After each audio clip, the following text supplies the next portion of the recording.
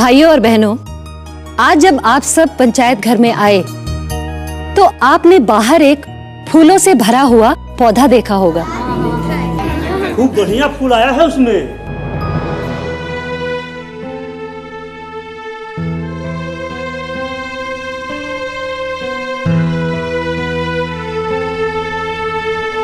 और इसे नहीं देखा? ये तो मुरझाया हुआ है, लगता है सूख गया। इसे उखाड़कर बाहर फेंक दो सरपंच जी। पर जुम्मन भैया, पहले ये तो देख लो कि दो एक जैसे पौधों में से एक में इतने फूल आए और दूसरा क्यों मुरझा गया?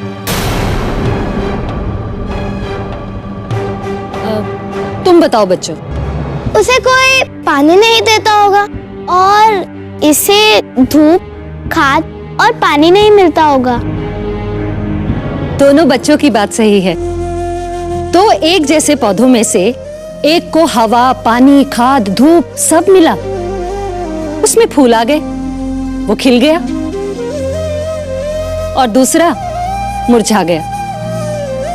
तो हमारे बेटा और बेटी भी ऐसे ही हैं। अब अगर हम कम उम्र में उन्हें स्कूल भेजने की जगह उनका ब्याह करके उन्हें गृहस्थी के एक कोने में सूखने को छोड़ देंगे तो वो भी इस पौधे की तरह ही सूख जाएंगी। बेटा और बेटी का जो पौधा हमारे आंगन में लगा है उसे बराबर पाल पोस कर बड़ा करना है, और ये काम हम माँ बाप कर सकते हैं। अपनी बिटिया का हाथ पकड़कर उसे स्कूल ले जा सकते हैं। अब स्कूल भेजने की उम्र में उसे डोले में बिठा देना गलत ही नहीं, कानूनन जुर्म भी है। आप सही कह रही हैं सरपंच जी। कम उम्र में ब्याह करके छोरियों की क्या हालत होती है हम सब जानते हैं। फिर जानते बूझते गलती पे गलती किए जाए तो हमें इंसान कौन कहेगा? बिल्कुल सही बात है अम्मा जी। छोटी उम्र में ब्याह करना कानूनन जुर्म है और इसके लिए सजा है। 2 साल की जेल हो सकती है, और वो भी लड़का और लड़की दोनों के पिता को। और कानून सिर्फ पिता को ही सजा नहीं देता। और फिर किसको सजा होगी सरपंच जी? शादी करवाने वाले को, और सजा उन लोगों को भी होगी जो उस शादी में शामिल होंगे।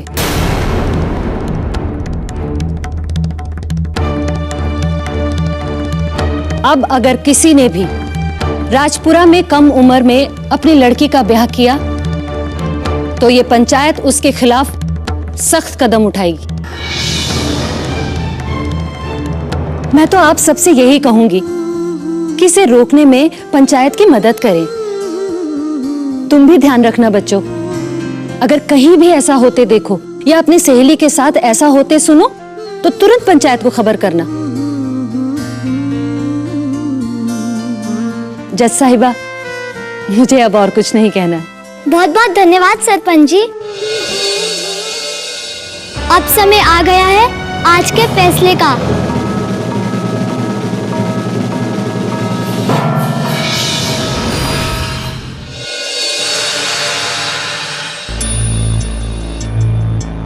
सिद्धांत बाबू जी, आप? हाँ सिद्धांत बाबू, अगर कोई बात सामने आए तो उसे साफ कर देना मेरी आदत है। उस दिन तुमने प्रोफेसर कांत का जिक्र किया, मैंने कुछ नहीं कहा। जानते हो क्यों? प्रोफेसर कांत, उनकी दिलचस्पी अवार्ड्स और तारीफों में ज्यादा हुआ करती थी। कोई और कुछ भी अच्छा करे लेकिन उन्हें श्रेय पूरा चाहिए ही होता था। इस तरह के लोग दुनिया में होते हैं और प्रोफेसर कांत भी उनमें से एक थे। और उस दिन मुझे आश्चर्य हुआ कि इतने बरसों बाद प्रोफेसर कांत ने मेरा नाम लिया। जी, उन्होंने आपका नाम तो लिया था। हाँ वो तो है, लगता है प्रोफेसर कांत ने सोचा कि महेंद्र मर गया और मरे हुए लोगों के बारे में सभी अच्छा बोलते हैं। क्यों सिद्धांत बाबू?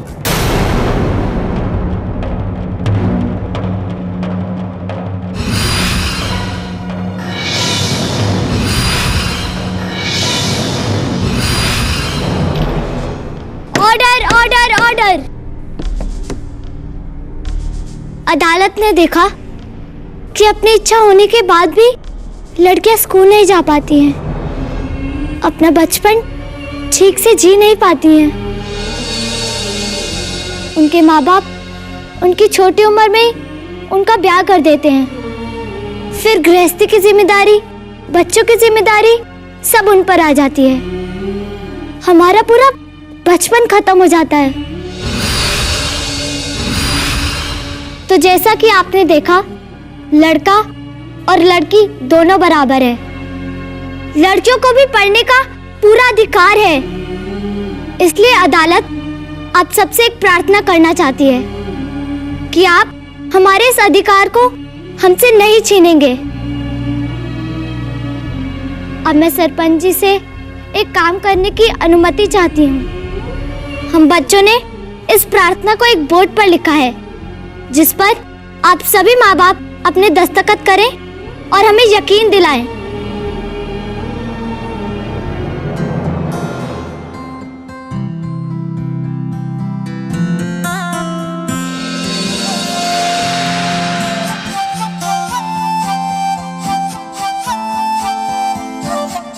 बेटी जब 18 की हो तभी करेंगे शादी, उसको पूरी शिक्षा देंगे और पूरी आजादी। बेटा बेटी एक बराबर, कोई ना कम ना ज्यादा, हम सारे अपने बच्चों से करते हैं ये वादा।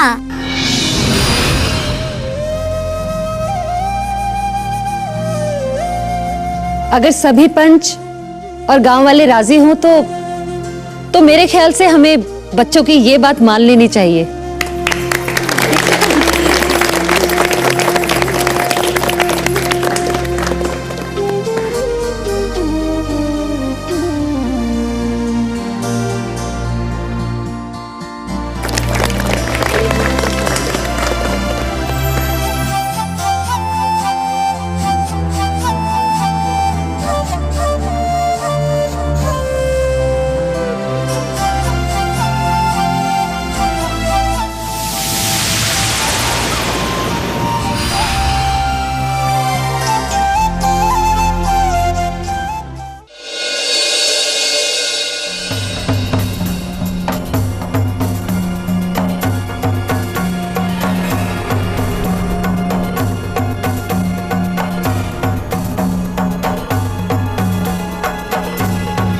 अरे इसको जरूरत क्या थी उसमें भाग लेने की? अब तुम इसको क्यों आंखें दिखा रहे हो? जब गांव के बाकी सब बच्चे भाग ले रहे थे तो ये कैसे ना लेती? चल ठीक है, जो हुआ सो हुआ, पर आज के बाद ये घर से बाहर नहीं जाएगी। अरे इसके ससुराल वालों को अगर पता चलेगा तो 100 बखेड़े खड़ा करेंगे वो। तो समझते क्यों नहीं इस बात को? अरे समझते तो तुम नहीं हो। मेरी तो आज बाल अदालत में आंखें खुल गई। और मैं साफ साफ कह देती हूँ कि मैं अपनी बिटिया का ब्याह 18 साल की उम्र से पहले बिल्कुल नहीं करूंगी। पागल हो गई है क्या? हैं? लड़के वाले बैठे हमारा इंतजार करते रहेंगे? जरा दिमाग से काम ले। पैसे वाले लोग हैं वो, जमीन जायदाद है उनकी, अपने 3-3 ट्रैक्टर उनके हैं। और तेरी ये लड़की वहां पे राज करेगी, राज। मुझे नहीं करवाना ऐसा राजवाज।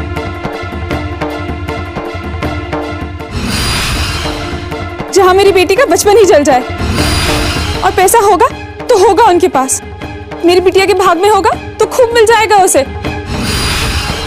पर अभी तो मैं इसे पढ़ाऊंगी। तो पढ़ा इसको, पढ़ा और बना इसको मास्टरनी।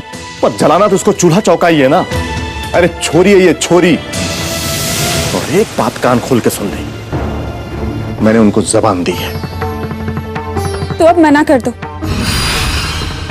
और कह दो उन्हें कि अब हमारे गांव में 18 साल से कम उम्र की लड़कियों का ब्याह नहीं होता। दूसरे गांव में तो होती है।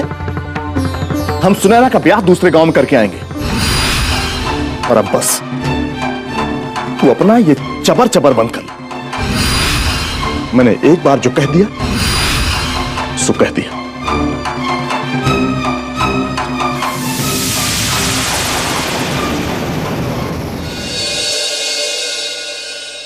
मुझे मंगत भैया, बड़ी लंबी उम्र है आपकी। अभी अभी को याद कर रहा था। क्यों, मुंडन की तारीख पक्की कर ली क्या? क्या मंगत भैया, तुम भी लोग मुंह से सांस कम लेते हो, फुहारे ज्यादा छोड़ते हो। अच्छा, वापस कब आ रहे हो? मुंशी, जायदाद के कागज अभी नहीं मिले, पर हाँ, एक और खजाना हाथ लगा है। खजाना?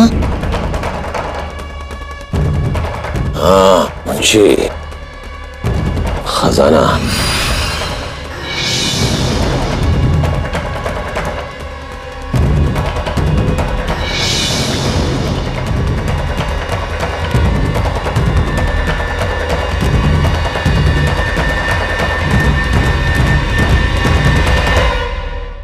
मंगत बाबू कल से नहीं दिखाई दे रहे हैं।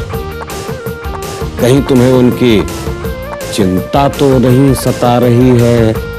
मंगत बाबू तो खुद ही एक चिंता है। हमें अपने सवाल दोहराने की आदत नहीं है मुंशी। अपने सुझाव और विचार इस पते पर भेजें, क्योंकि जीना इसी का नाम है। Post box number 3008, Lodhi road, HPO, नई दिल्ली 110003।